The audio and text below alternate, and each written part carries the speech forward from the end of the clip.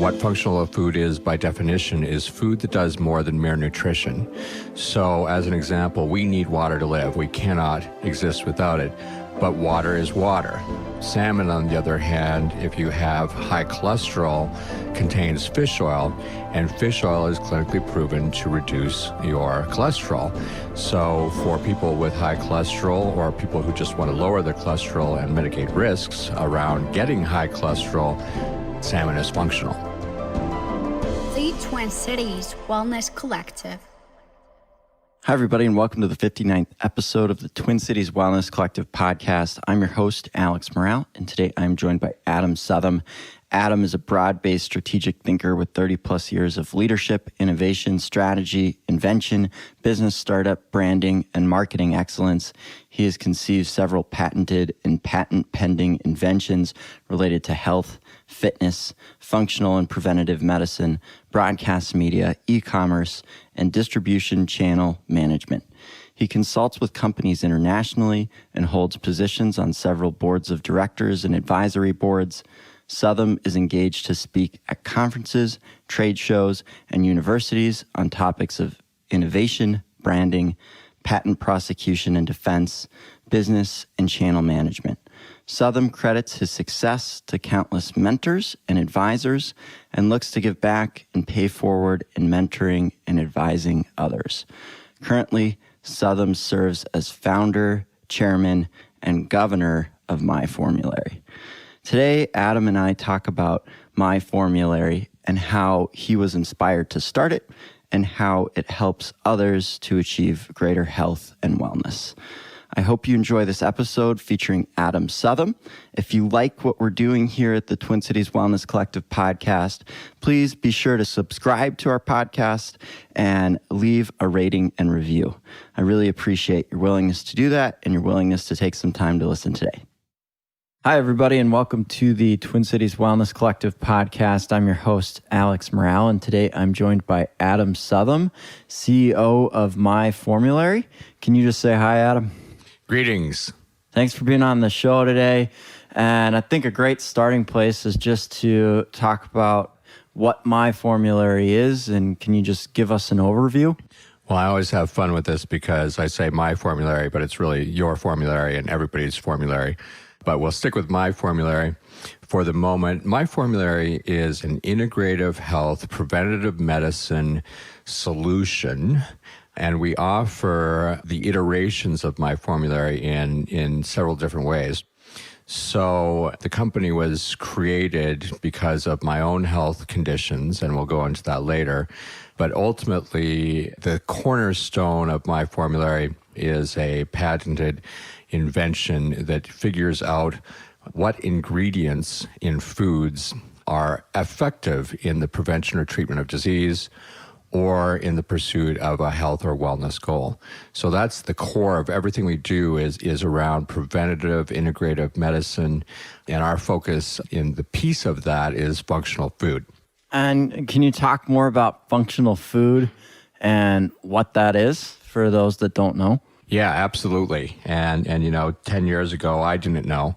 Functional food has always been around. It's not something new. But what functional food is, by definition, is food that does more than mere nutrition. So as an example, we need water to live. We cannot exist without it. But water is water. Salmon, on the other hand, if you have high cholesterol, contains fish oil, and fish oil is clinically proven to reduce your cholesterol.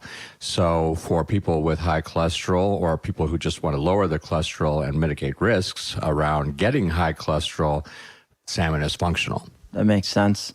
And what inspired you to start MyFormulary and start helping people figure out what sorts of supplements or foods are functional for them?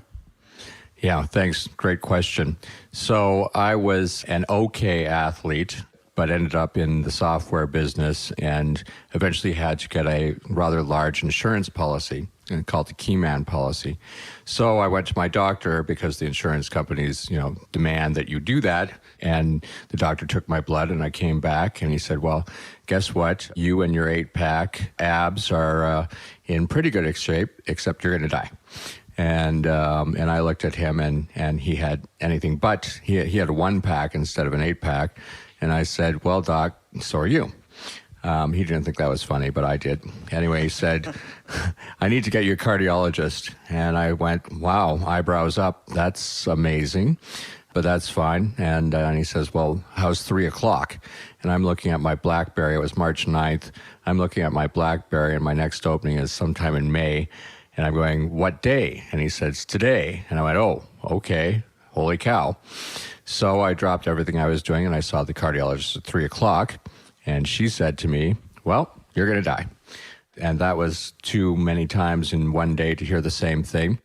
But instead of prescribing me a Lipitor or another statin or any sort of form of drugs, she prescribed me a book called Eat Yourself Slim by Michael Montagnac.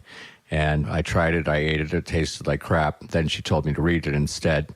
So I read it and did what it said. It was really simple. It was just changing the type of carbohydrates that I was eating. I am particularly sensitive to what are known as high glycemic index carbohydrates, which are better described as fast carbs. So the sugars get into your blood really, really quickly instead of slow carbs.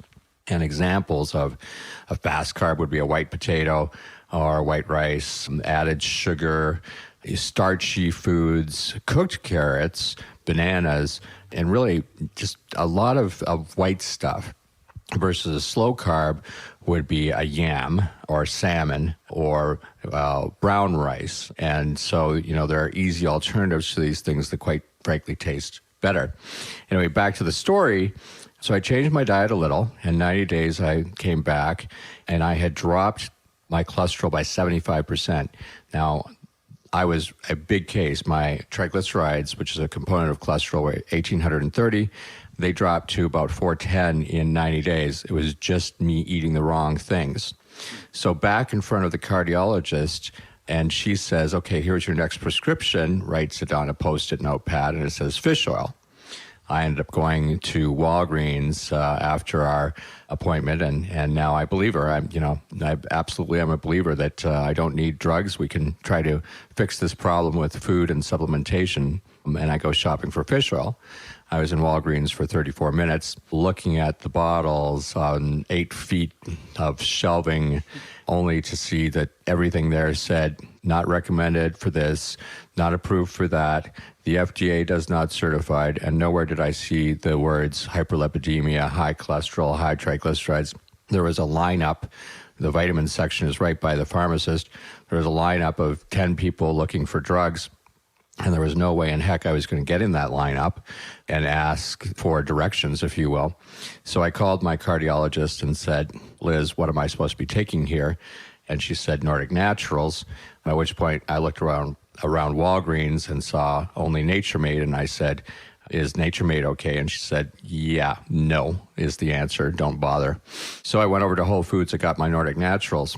This led to questions of me asking her where to get the information. And what I quickly found was that, your general practitioner, as the case was in my case, doesn't have the knowledge. And really, I had a great GP because he said, this is way out of my league. I'm going to send you to a specialist, in this case, a cardiologist. Well, the cardiologists, some of them know, but this is not part of the scholastic requirements in getting your MD. The pharmacists and the PharmDs, which are the specialized pharmacists, they have no clue. Their job is to not kill you with what's behind the counter, mixing drug X and drug Y to knock you off. And so where do you go? Well, you could pick up GQ or Runner's World or Woman's Daily or anything. And guess what? Their information is not vetted by anyone of substance in the medical field. And so you can't trust it either. So the question came up, who do you trust? And I asked my cardiologist, and she said, well, clinical studies are, for the most part, trustworthy as long as they're peer vetted and independently conducted and double blind, et cetera. This is a knowledge base that you can count on. So that was where the problem made itself clear to me. The problem being, who do you trust for information around this new thing, what I thought was a new thing called functional food and medicine, and where can you get it? And the answer was the clinical studies. So that's the long story to the inspiration for the company. From there, I invented an algorithm that takes all of the clinical studies in the world, all of the legitimate ones, and combines them in very, very powerful engine to determine which ingredients work for you as an individual. I really like how there's kind of this intersection between your experience with software and then how you're merging that into this personal experience that you had to help other people. And I want to go back to something you said for a second, or something that you talked about. How did you figure out that you have a sensitivity to fast carbs or white carbs? Was that just a blood test, or what did that look like? Yeah, it really came down to the blood test. So there are markers, and we hear about HDL and LDL and triglycerides and phosphates, et cetera. There's, hundreds of blood tests that one can get. And now genomic tests, which is a whole different animal and a whole different science, and really some great opportunities to learn about oneself there. But the bottom line is that today, with obesity, type 2 diabetes, and cardiac issues being the predominant killers, metabolic syndrome being the combination of some thereof, the standard doctor's test should tell you these things. You shouldn't have to go to a cardiologist to at least know if you're in the danger zone. And then if you're really in the danger zone, then you need to take different measures. There's a test in town, test that was created in town at the University of Minnesota, that is about epithelial health. And so the epithelial walls of the arteries and veins, they've tested at least 1,000 patients, and they have proven without any question or doubt that dependent upon the health of these walls determines how long you're going to live. And if you know that in advance, you can't stop it because it is what it is, but you can halt it. You can slow it down, and you might slow it down to something that's longer than your life expectancy. So it's all about knowledge. And that test doesn't even involve drawing blood. It's a 10-minute test that you can get done at the University of Minnesota and eventually everywhere. So there's lots of ways of figuring out the broader, easy things about what's wrong with you. The genomic testing, which takes all of, spitting in a little tube, is phenomenal because it's the next level. It's kind of the final frontier, as they said on Star Trek, of the specifics around us as individuals and how we're affected. Things like triglycerides are markers. They're probabilities. Things like epithelial health tests are very strong markers. I mean, they have never been wrong in over 10,000 tests. Genomic testing cannot be wrong. It is an absolute. That's really interesting and cool to see to where the world is going, or where the field of testing is going. And I want to move to talk a little bit more about MyFormulary and what the process looks like. So can you just describe the assessment process and how people use the tool and the algorithm that you created? Absolutely. So first and foremost, it's all free. Now, make no mistake, we are a for-profit business, but we give away incredibly valuable knowledge to anybody who wants to come to our website and use it. So first of all, MyFormulary is the corporate umbrella, and there are several branches of MyFormulary. There's only one that we've launched so far, and it's called Fitness Formulary. So you can go to fitnessformulary.com and click on My Personalized Health and do an assessment. And the assessment will take you all of 5 minutes. It's your age, your gender, the things you're allergic to, the conditions and goals you have, your likes and dislikes, allergies, and from that, it will deliver a list of products containing ingredients that have efficacy relative to your conditions and goals. Now, that is live right now. It's been live for about a year. It's designed to work for people who are at health clubs, but it's open to anyone. It's just targeted at health clubs because people at health clubs are inherently already buying into the game. What we will see later this year is a list of recipes that will come out of this. So we have 270 plus thousand recipes right now. And again, you fill out that little questionnaire or assessment, and now, because you checked the box that says you've got high cholesterol and high blood pressure and you're worried about macular degeneration because your mom went blind, you don't have it, you don't think you've got it, you're not sure, but you just want to avoid it, then the result will be a paring down of those 270 plus thousand recipes to the ones that have ingredients that are effective, again, for you. So you might end up with 200 recipes, and then you say, well, gee, I want chicken and I want curry, and yeah, I actually don't want any added sugar, and now you're down to 27 recipes, and now you either go to us, so we are a retailer, and that's how we make our money. You buy food from us the same as you would from Whole Foods or Publix or Kowalski's or whomever. But if you don't want to buy it from us, you can buy it from anyone else, and we only sell things that are shelf stable. So even if you were to buy the spices and the sauces and the ingredients that you need to make the chicken cordon bleu, you can't get the chicken from us. So the recipes, again, all free. Use them as you want.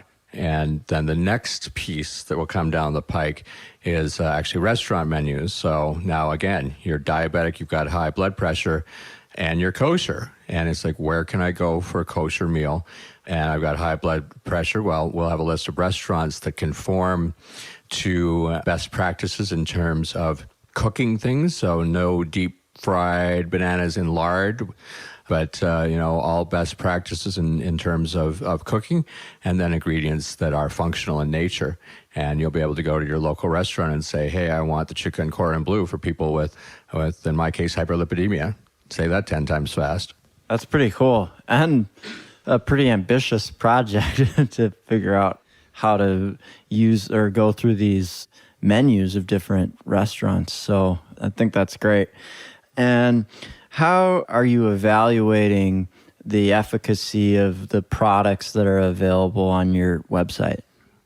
So there's a few different answers here. First is the rule of first do no harm. So we have a merchandising set of standards where we will not sell certain products, certain brands, products that contain certain ingredients, and that's just a no-go. It's just a full-on red light. Second is if a brand has been flagged by the FDA, the FTC, et cetera, for one product, we will pull the entire brand until they figure out that one product. Either they eliminate the product and say, yeah, guys, we made a mistake, or they fix the product, but we're not willing to take any chances. So if a brand has 300 SKUs and one goes offside, then we're going to remove that brand.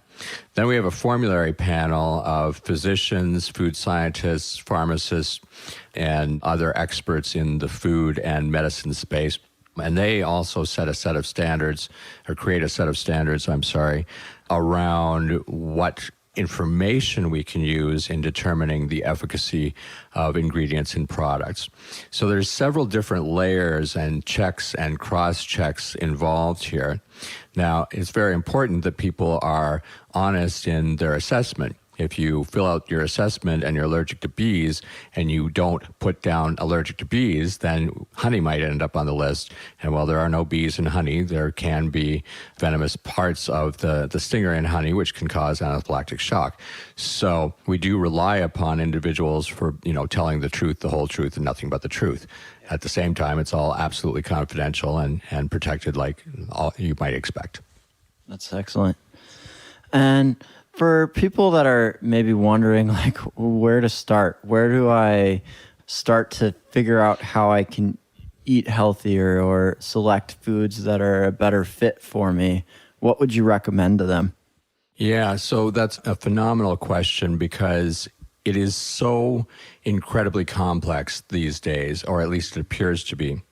There are so many sources of apparent legitimacy, and of course we've got this thing called fake news, which our president did not create. It's been around since the first press spun.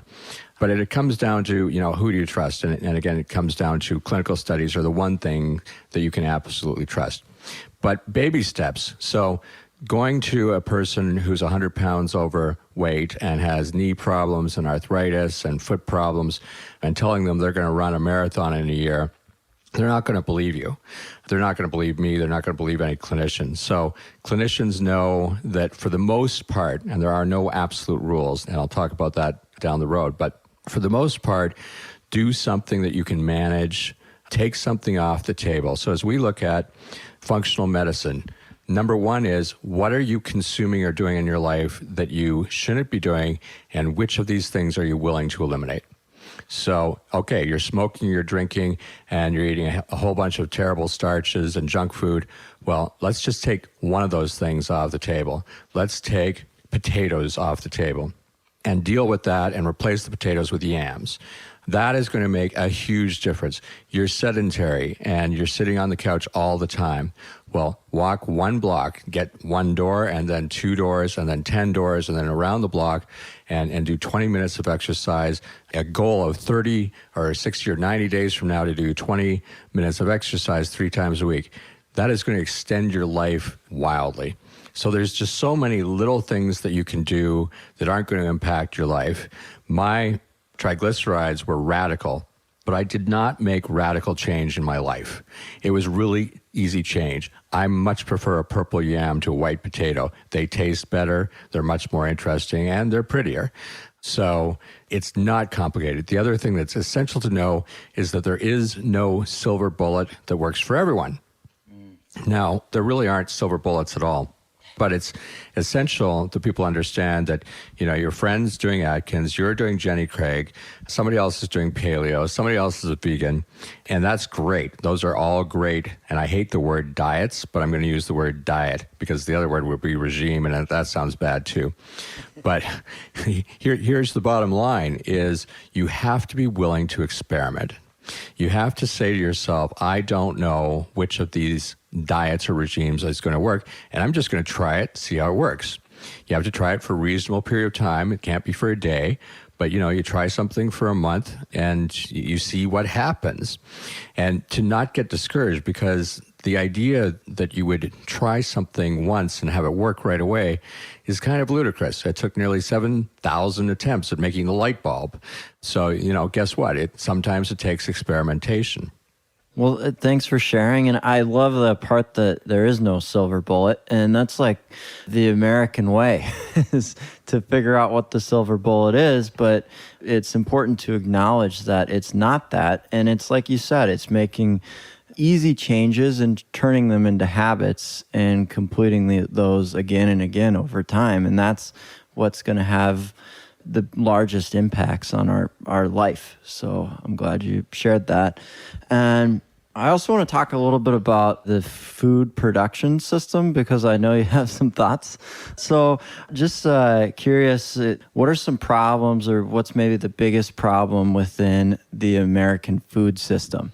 Yeah, this is a topic that I could speak on for many hours, and I continue to learn. There are a few core issues out there. Number one on the list is added sugar. If we looked at 3 really bad things in life, corn, sugar, and cigarettes, it's interesting as to which one I would eliminate first. I would eliminate corn as we know it because it has, hundreds of iterations that are disguised as other things. And the one that we have learned a lot about of late is high fructose corn syrup. So there are alternatives. There are great alternatives to high fructose corn syrup that have come into existence that we can use today to provide sweetness. Now, again, sweetness is a topic unto itself that could take days. But corn variations, we should be really concerned about. Added sugar. There's nothing wrong with sugar, but adding a bunch of it is a problem. I'm sure that there's nobody listening to this podcast that is surprised by that. And the cigarettes, we won't even talk about that. But so number one are some key ingredients. Number two is actually production methodologies. Now, if somebody says a food is processed, it means that we took a whole bunch of ingredients and we made it shaped like it's some sort of tree. I'm trying to not name a brand, but we won't even go there. But there are cereals that are shaped like things that do not actually grow on trees. So number one, processed foods are generally bad.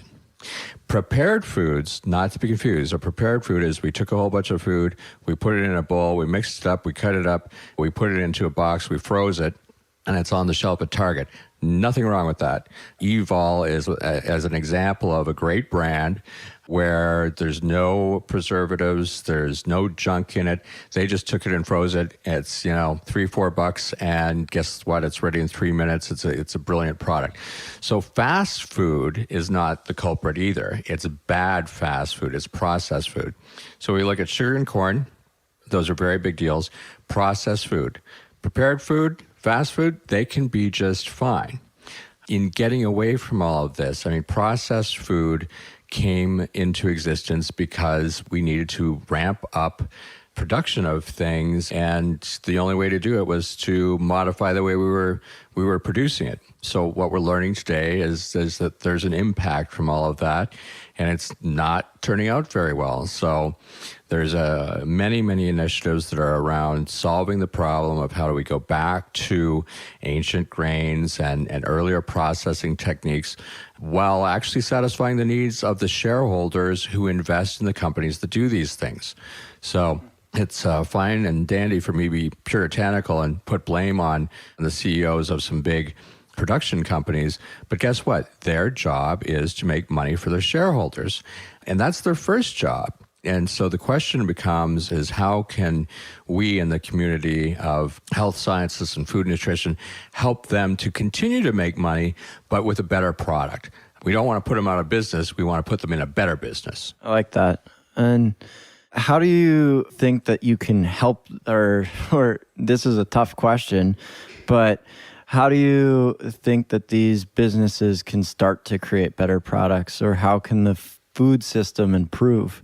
Well, the good news, Alex, is that it is underway. We've got a long way to go, but there are organizations and there are companies who are investing significant funds in solving and efforts into solving the problem. So Cargill is one of those companies on a worldwide basis.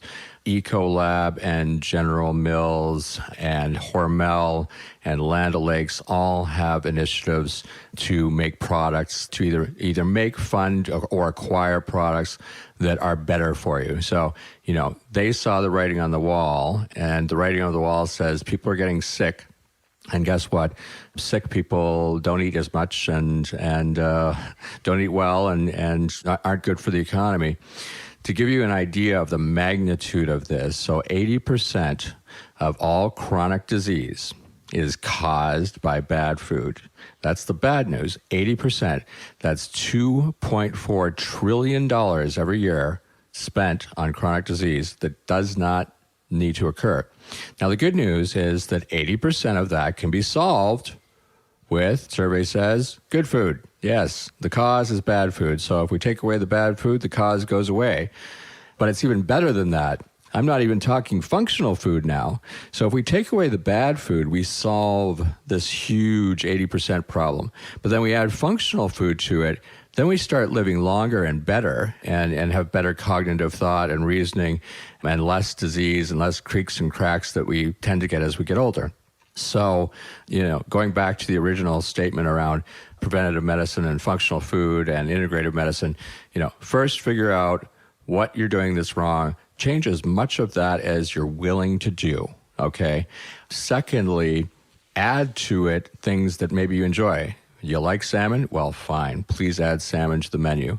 Then, if you're not getting enough of what you need, so I need to take a lot of fish oil to actually keep my cholesterol down because I'm, a weirdo. And there's no way, I would be eating 10 pounds of salmon a day to get enough fish oil. Well, you know what? It's just not fun anymore after that much salmon. So at that case, you supplement. But again, supplement is not substitute. It is supplement or add on to something you're not getting. And thereafter, if you're still having issues, then, this is where pharmaceuticals have their role. And again, it's one thing to try to treat high cholesterol with food instead of a statin. It's another thing to treat a heart attack with a banana. Drugs have their place. You're having a heart attack, you need immediate attention, and your diet change that day is not going to make any difference.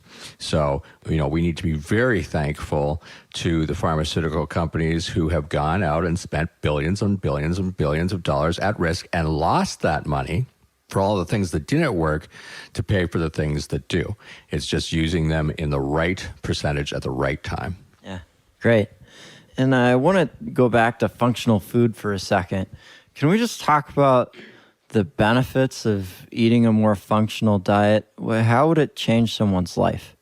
Yeah, well, now you're talking about my pay grade. So I'm not a doctor or nutritionist, but I play one on TV. And I have a great face for radio. So, functional food, there are hundreds of functional foods, collectively thousands. And again, they do make you better. So I'll give you an example. And earlier we were talking about production foods or produced foods. So here's an example. There's a company called Step One Foods in Minneapolis. Their founder and CEO is Dr. Elizabeth Clotis. She is the author of Slay the Giant, which is the only book ever published by the American College of Cardiology. It's for practitioners and patients to learn how to slay the giant, meaning heart disease. Anyway, so Liz happens to be my cardiologist and the reason I started this company. But guess what? She created a sprinkle. So you can go to our website or her website or Google it or whatever. It's called Step One Sprinkles. And the sprinkles are a combination of nuts and seeds and fruits and other things, all natural, which collectively have the same efficacious result as 10 milligrams of Lipitor. So you have 2 packages of natural food a day, and you're going to have the same effect on your cholesterol as if you were taking 10 milligrams of Lipitor. Now, this is not her saying it or me saying it. This is a clinical study that proved it. So what's interesting here is she took a whole bunch of ingredients that, 1 plus 1 plus 1 is 3. But when you put these things together, 1 plus 1 plus 1 is 6. And in the right combinations in the right way, and again, none of it is processed, it's prepared. But here's a perfect example where we've got a functional food that will make you better than before you ate it. And one of the funnest things I do is work with chefs, and I go into their kitchens and I show them how, without increasing in costs or reducing flavors, how they can turn a meal that is really not that good for you or for one into a meal where everybody leaves the room saying, hey, you're healthier than when you arrived. And I've made that speech a dozen times in a dozen restaurants where people have been eating the same thing. And it's like, you're healthier than when you arrived. And that's a big deal. That's not what we think when we walk in there. It's certainly not what happens when we walk into some of our large arched friendly neighborhood restaurants. Can you talk a little bit more about your work that you've done with chefs? Like, what are some of the changes that you've made? I'm just interested to know more about that. Yeah, happy to. So we're really in the beginning stages of this. We started out focused on the food, and then we said, gee, the food's great because the food is the what now. So what after your diagnosis? You go to your doctor and your doctor says, hey, you're pre-diabetic, you've got high cholesterol, high blood pressure, metabolic syndrome. It's looking bad. And you go, holy crap, okay, well, what now? Well, we're the what now in the sense of now what you do is you eat right to mitigate your risk here. But then there's the how part. So we brought recipes into the fold, into our technology roadmap. And again, that launches this year. And the next thing is restaurants. So, as we look at budgets and where people are spending their money, they're spending 50% of their money outside of their own kitchen. And by the way, they're getting a lot less in somebody else's kitchen because you have to pay for the chefs and the servers and the tablecloths and the ceiling, etc. The roof, I mean. So the next stage in our growth as a company was to reach out to chefs and say, hey, how can we help you to keep on making your profit, but to do it and make better food? And fortunately, I had the privilege of going to a seminar in Minneapolis at the University of Minnesota, the Center of Spirituality and Healing, run by Mary Jo Kreitzer, who's the founder. And she brought a man into town by the name of Dr. David Eisenberg, and he talked about functional food and how to change restaurants, not only restaurants, but at-home chefs. So it's for everyone. So David is the chair of Healthy Kitchens, Healthy Lives. It is a set of seminars, plenaries, education pieces that's the combination of the Harvard School of Public Health and the Culinary Institute of America. They've been going at it for 15 years, and they have about 5,000 recipes aimed at both the professional chef and the at-home maker, where you can make functional food and do it without ridiculous costs. In fact, there are now about 400 recipes that a family of four can make a full-on, nutritious, delicious, functional dinner for under $20. Well, you can't get that at McDonald's. So it's been a great honor to get to know the people and be involved with not only the Center for Spirituality, but the Healthy Kitchens, Healthy Lives regime. And hopefully David will be here this September to speak at a conference coming up in Minneapolis. So yeah, to answer your question, I'm learning from the company and all of the people involved in the company are learning from chefs and doctors and clinicians and food scientists on how to do all these things. There are these organizations called teaching kitchens, and we have one in Minneapolis, and I believe there's about 40 of them around the country. And this is where the practices of Healthy Kitchen, Healthy Lives all come into effect and are taught. And it's about teaching doctors, because, the doctors not only have to keep themselves alive, but they have to be able to at least know enough to tell a patient when they need extra help. Again, my GP was not qualified to solve my problem. He knew it, which made him a great GP, and he sent me to the right person, Dr. Clotis. And then the result of that has sent me to several other people down a path of discovery that has led to me not taking any statins for my condition. I still have ridiculously high volatility for hyperlipidemia, but I don't have high lipids. That's great. And thanks for sharing. And I also wonder, do you have any success stories from people that have been able to use the MyFormulary platform and what benefits they have gained from it?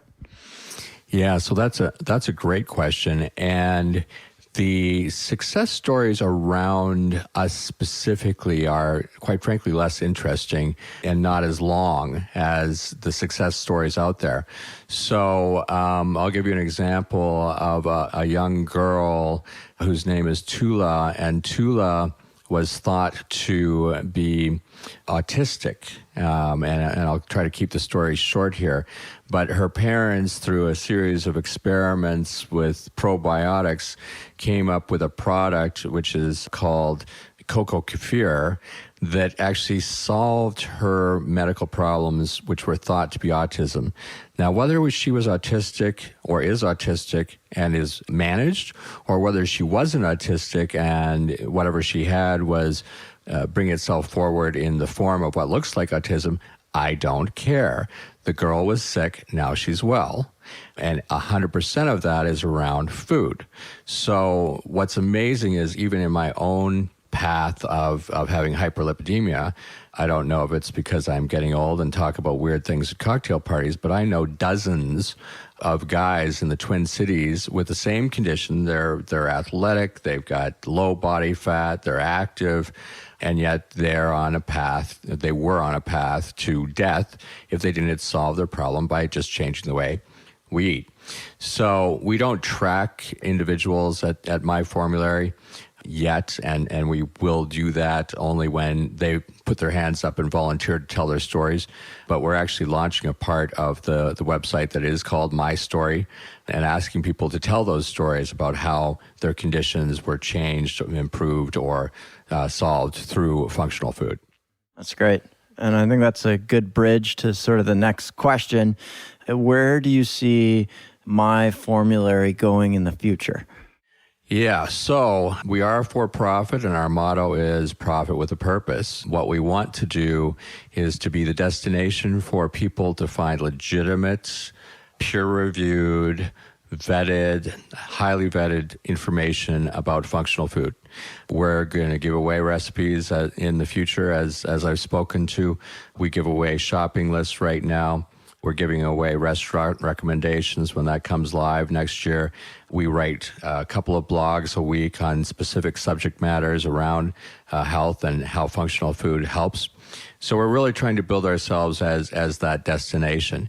Along the way, we're not entirely sure where we'll make all of our money, we think it's in the sale of groceries, but it may be through partnerships with healthcare companies or with elder care facilities or with companies who want to make better products and need to know how to do that. And so the jury's out on where our profitability is going to be. We're very convinced that there's lots of paths there, but the bottom line is profit with a purpose, and the purpose is functional food.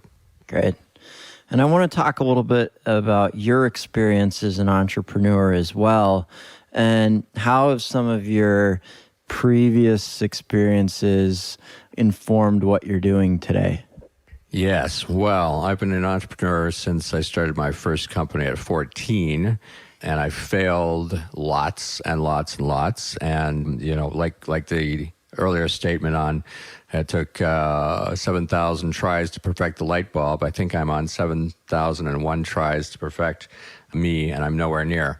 But it is just about undying perseverance and belief in yourself and finding people who believe in you, and you're going to hear endless no's, and you have to listen carefully, because sometimes what they have to say about your kid being ugly is true.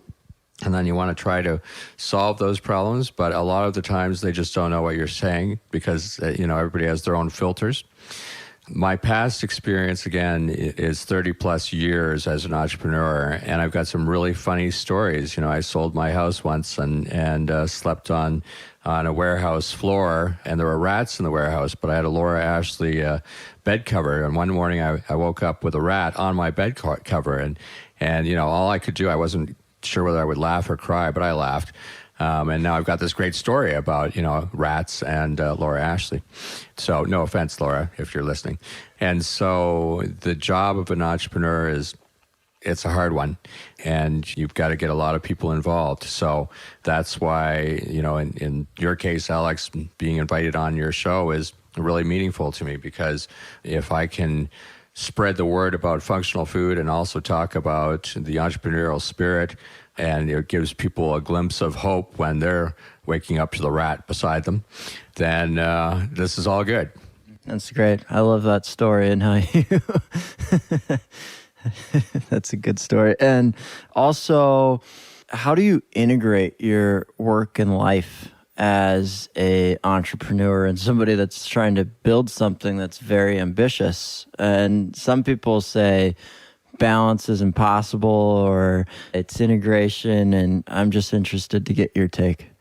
Yes. Well, I should just plead the fifth here, but like many things in life, there's nothing that you get to do and just ignore. We work on our minds, and you've got to do it every day. And, the saying, use it or lose it. So as we get older, if we don't use our minds, we lose them.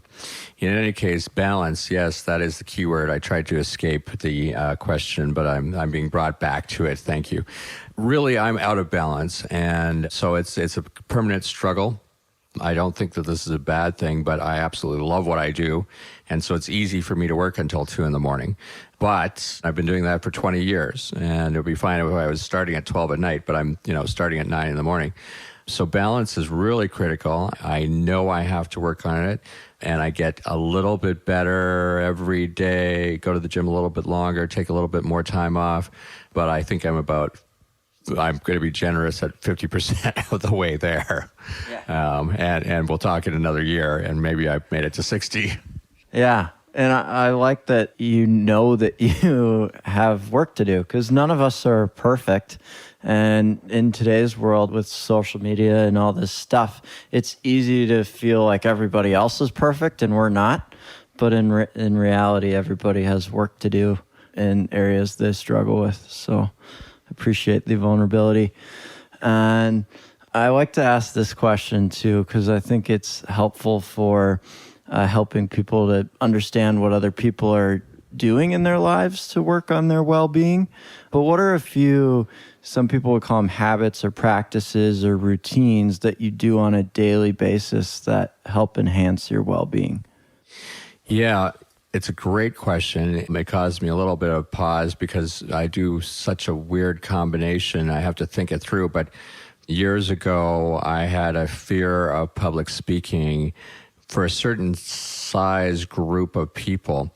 And I ended up going to a psychologist to try to solve this problem because I knew I had to get up in front of people and talk. And he took me through Eastern practices, in this case, EFT, which is emotional freedom training, a combination of like tapping and acupuncture, acupressure, etc. And so I've been trying to be really vigilant about programming my mind.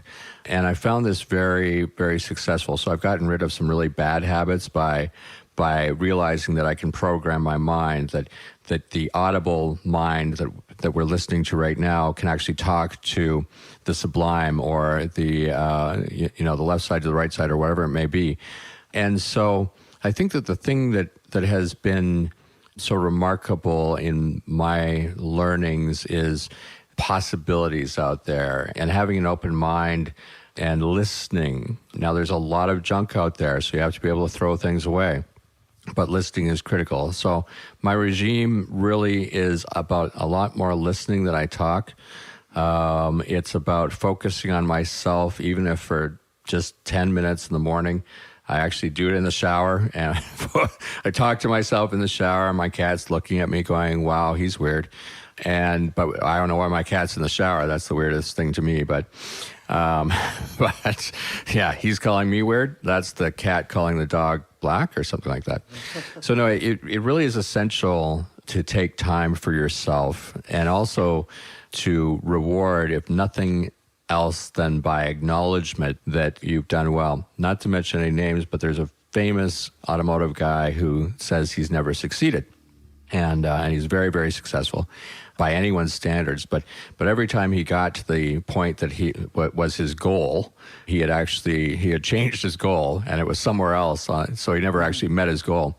And I think we can all do this. You know, we crawl, we walk, we run, and now we're doing a marathon, and now we're disappointed that we didn't win. Well, you started crawling. So that's my focus. And people are essential, and having great people around you, listening again, but also, knowing when you've got to listen to yourself. That's a tough one.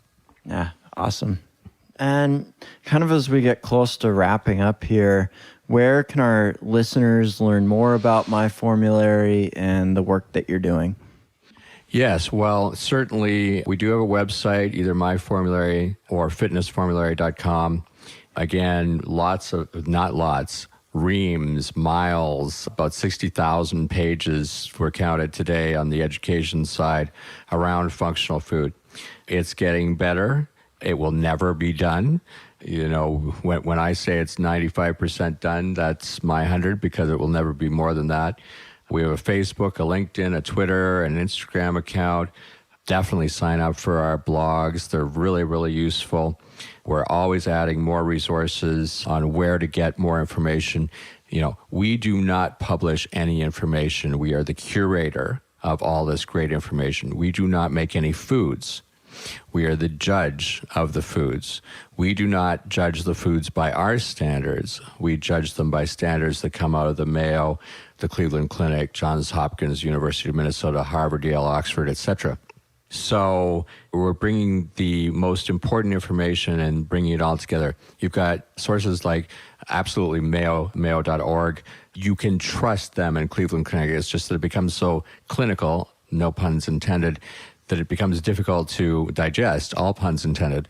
And so we're trying harder and harder to make it more edible. Okay, I'll stop now. So yes, come to our website, sign up for our blogs, and reach out. We try to respond to people. We are not physicians. We are not clinicians. Again, we have those people on our boards and our panels and our advisors. We do not offer medical advice. All we do is point you in a direction where you can make an informed decision for yourself. That's great. Thanks so much for sharing. And we'll make sure to link all the links up on the show notes. So that way, if you're listening to this episode, you can find links to the website and any of their social channels as well. And last question, I end every episode in this way, but what does well-being mean to you? That's a great question. And before I answer it, I'm going to interject, as I often do, and thank you for having me on the show, but for doing the show. I've been watching your work for a few years, and it's remarkable. And so kudos to you. I put my hands together. Well, I won't do that because I'll drop the mic, but thank you. Yeah, it's gonna sound terrible. So wellness is clearly, it's not just food, it's not just exercise. It is a culmination of a healthy mind, and the healthy mind is the pursuit. So I think the key word here is the pursuit of these things. Someone who is 300 pounds sitting on a couch doing nothing is not pursuing wellness. Somebody who gets up and walks to the refrigerator has made a first step. It doesn't matter how big or small the steps are, as long as there's pursuit in there. So a pursuit of mental wellness, pursuit of happiness. Again, understanding that we get sad. So, what is it that we have joy around that we can think about to bring us out of sadness? Success. Little successes add up to big successes, and little successes train us to be more inspired for the next bigger success. So, but it really is mindfulness. Now, if you had asked me what mindfulness was 3 years ago, I would say I didn't have a clue.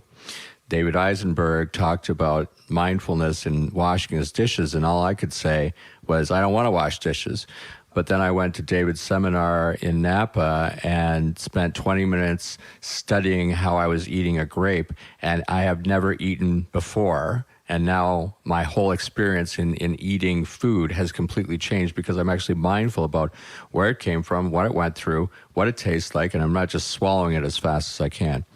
So wellness is a culmination of all of these things: kindness, gratitude, mindfulness, having a healthy body, working on that healthy body. You're smoking 20 cigarettes a day?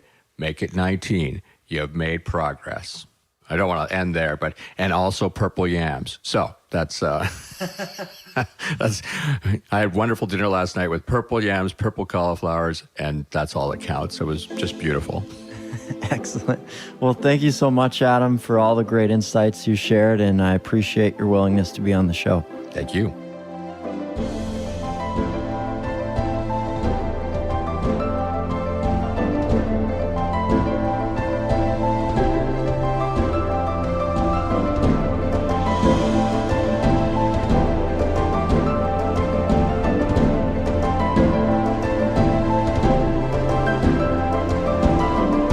Twin Cities Wellness Collective.